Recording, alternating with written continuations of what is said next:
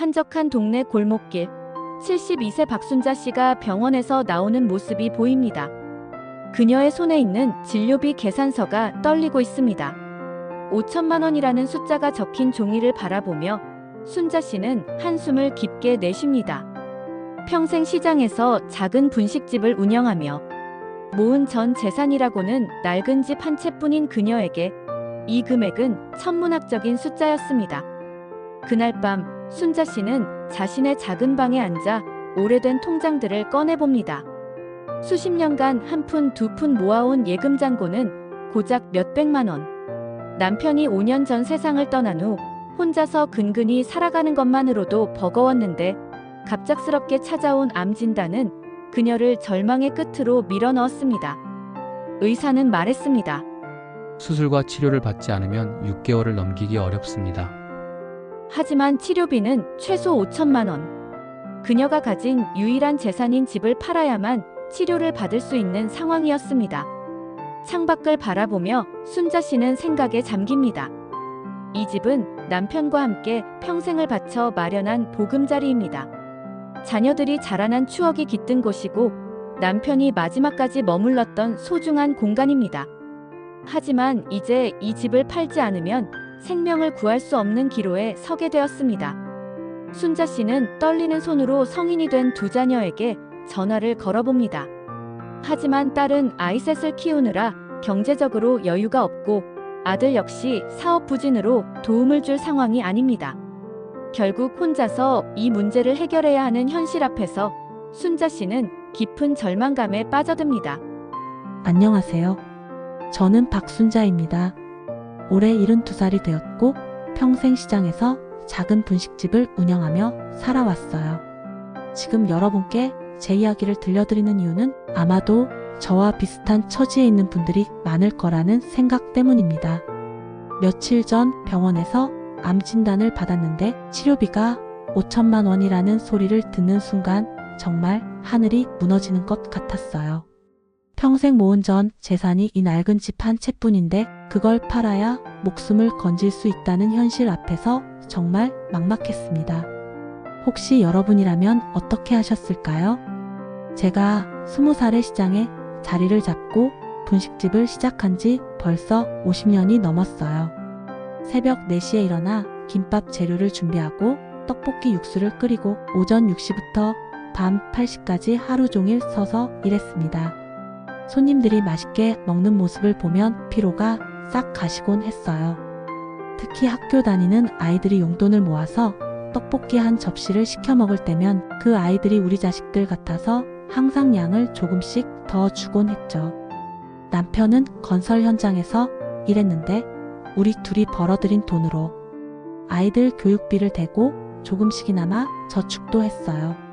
큰 딸이 대학에 다닐 때는 등록금이 부담되어서 제가 새벽에 김밥을 더 많이 만들어 팔기도 했고 둘째 아들이 결혼할 때는 예당과 신혼집 보증금을 마련하느라 몇 년간 모은 돈을 거의 다 썼어요. 그래도 자식들이 잘 되는 게 부모 마음이잖아요. 우리 세대는 원래 그렇게 사는 거라고 생각했습니다. 5년 전 남편이 당뇨 합병증으로 세상을 떠난 후 저 혼자 이 집에서 지내고 있어요. 자식들은 각자 생계 때문에 바빠서 자주 보기 어렵고 명절 때나 얼굴 한번 보는 정도예요. 그래도 이해해요. 요즘 젊은 세대들이 얼마나 힘들게 사는지 알고 있거든요. 집값은 하늘 높은 줄 모르고 오르고 아이들 교육비도 만만치 않고 그들도 자기 앞가림하기에 급급한 게 현실이니까요.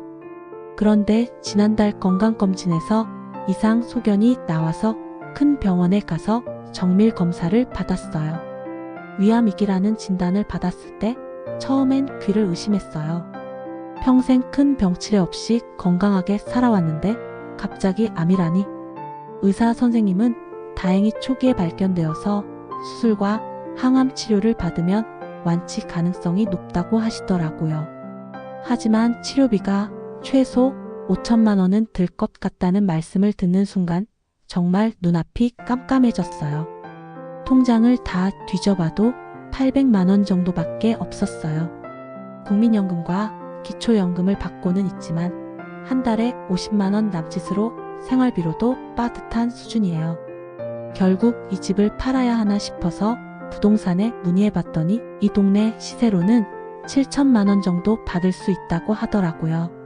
치료비를 내고 나면 2천만 원 정도 남는데 그 돈으로는 전세도 제대로 구하기 어려운 상황입니다. 그럼 저는 어디서 살아야 하는 걸까요?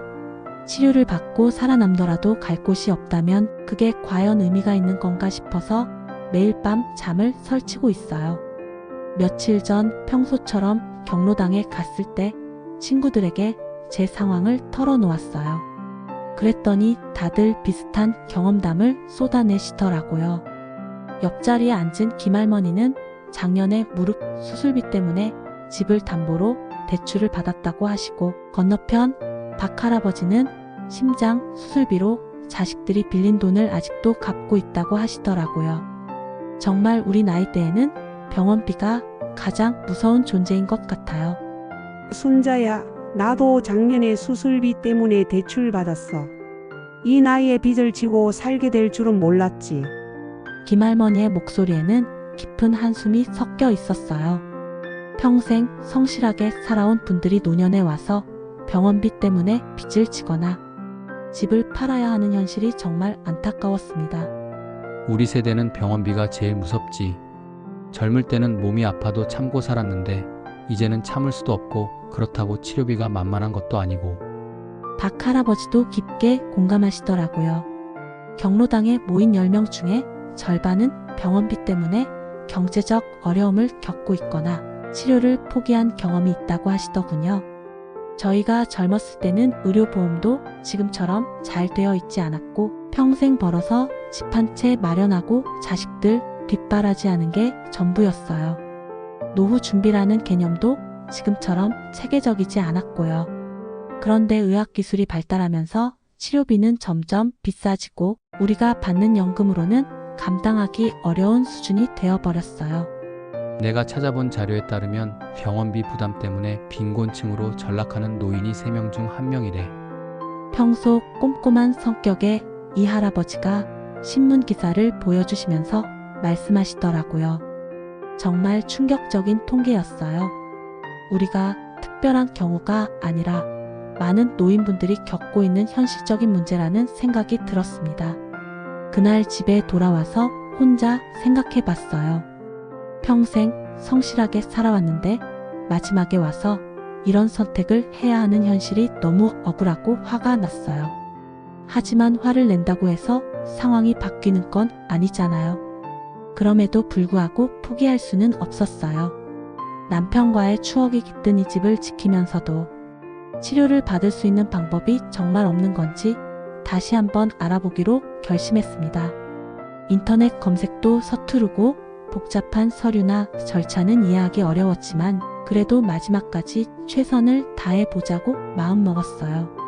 혹시 제가 모르는 지원제도나 도움받을 수 있는 곳이 있을지도 모르니까요. 경로당에서 만난 친구들과 이야기를 나눈 다음 날 용기를 내서 동네 주민센터에 가봤어요. 처음엔 복잡한 서류들 때문에 겁이 났지만 복지 담당 공무원분이 친절하게 상담해 주시더라고요. 어머니, 혼자 고민하지 마시고 진작 오시지 그랬어요 라고 하시면서 제가 신청할 수 있는 여러 가지 지원 제도들을 자세히 설명해 주셨습니다. 먼저 의료급여, 수급자로 신청할 수 있는지 검토해 봤어요. 제 소득과 재산을 종합적으로 평가한 결과 기준에는 약간 못 미치지만 의료비 지원을 받을 수 있는 다른 방법들이 있다고 하시더라고요. 재난적 의료비 지원 사업이라는 제도가 있는데 가구 소득 대비 의료비 부담이 클 경우 최대 2천만 원까지 지원받을 수 있다고 했어요.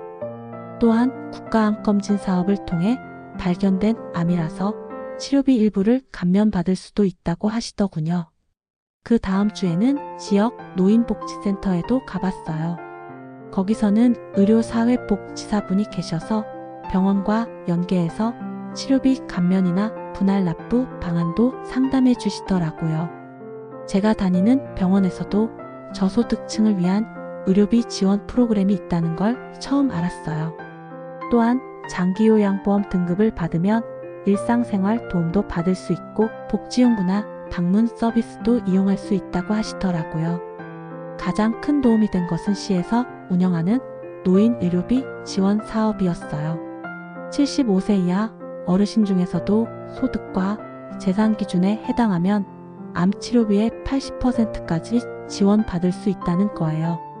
서류 준비가 복잡하긴 했지만 복지센터에서 도와주셔서 무사히 신청할 수 있었습니다. 병원 의료사회복지팀에서도 많은 도움을 주셨어요. 제 경우에는 여러 지원 제도를 조합하면 실제 부담해야 할 치료비가 1천만 원 정도로 줄일 수 있다고 하시더라고요. 그것도 일시불이 아니라 무이자로 분할 납부할 수 있다고 했어요. 갑자기 세상이 밝아지는 기분이었습니다. 결국 저는 집을 팔지 않기로 결정했어요. 대신 여러 지원 제도와 병원의 도움으로 치료비 부담을 크게 줄일 수 있었고 남은 비용도 제가 모아둔 돈과 매월 조금씩 나누어 낼 수 있게 되었어요. 무엇보다 혼자가 아니라는 것을 깨달았습니다. 우리 사회에는 어려운 상황에 처한 노인들을 도와주는 다양한 제도와 사람들이 있다는 것을 알게 되었어요. 지금은 수술을 마치고 항암 치료를 받고 있어요. 치료 과정이 쉽지는 않지만 집을 지킬 수 있다는 안도감과 많은 분들의 도움에 대한 감사함이 치료에 큰 힘이 되고 있습니다. 혹시 저처럼 병원비 때문에 고민하고 계시는 분들이 있다면 혼자 끙끙 앓지 마시고 주변에 도움을 요청해 보세요. 주민센터, 복지센터, 병원 의료사회복지팀 등 도움받을 수 있는 곳들이 생각보다 많이 있어요. 우리 세대가 평생 성실하게 살아온 것에 대한 사회적 보상이 이런 형태로나마 존재한다는 것을 알게 되어 정말 다행이라고 생각해요. 물론 모든 문제가 완전히 해결된 것은 아니지만 절망적이라고 생각했던 상황에서도 희망을 찾을 수 있다는 것을 깨달았습니다. 여러분도 어떤 어려움에 처하시더라도 포기하지 마시고 도움을 요청하세요. 우리는 혼자가 아닙니다. 오늘 박순자 씨의 이야기, 여러분도 많이 공감되셨나요? 우리 모두에게 닥칠 수 있는 이야기이기에 더 공감이 되었을 겁니다. 앞으로도 이런 현실적인 이야기와 함께 새로운 길을 찾을 수 있는 방법을 나누겠습니다. 놓치지 않으시려면 구독과 알림 설정 꼭 해주세요. 감사합니다.